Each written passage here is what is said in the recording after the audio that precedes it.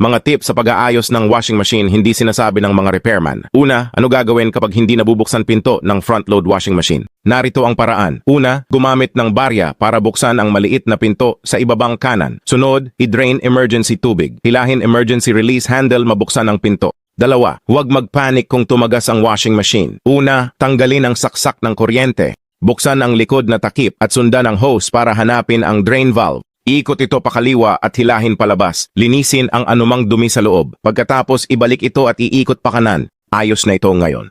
Pangatlo, hindi nalilinis ng maayos ang mga damit sa washing machine. Hilahin palabas ang lagayan ng detergent. Pindutin dito. Iangat ito ng buo palabas. Sobrang dumi sa loob kaya nagkakaproblema. Linisin itong mabuti gamit ang brush at gagana na ulit ng maayos. Apat, kung paano alisan ng tubig ang isang washing machine. Buksan ang maliit na pinto sa ibabang kanang bahagi. Hilahin palabas ang drain hose. Tanggalin ang clamp. Hilahin palabas ang drain plug. Alisan ng tubig ang maruming tubig. Pagkatapos, ibalik ang plug. Ikabit muli ang clamp. Ibalik ang hose sa tamang pwesto. Isara ang maliit na pinto. At tapos ka na. Panglima, patuloy na napupuno ng tubig ang washing machine pero hindi ito naghuhugas. Buksan ang likurang takip. Hanapin ang air hose para sa water level sensor. Tanggalin ito. Gamitin ang malambot na wire para tanggalin ang bara sa hose. Ikabit muli ang hose. Ngayon ay ayos na ito.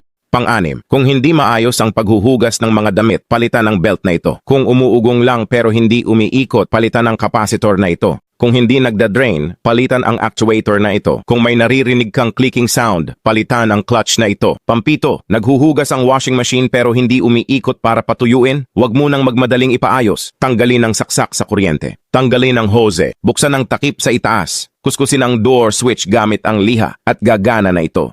Pangwalo, kung nawawalan ng kuryente ang washing machine habang naghuhugas at umiikot pa rin ang agitator, sira na ang belt sa ilalim. Palitan ito ng bago at gagana na ulit ng maayos.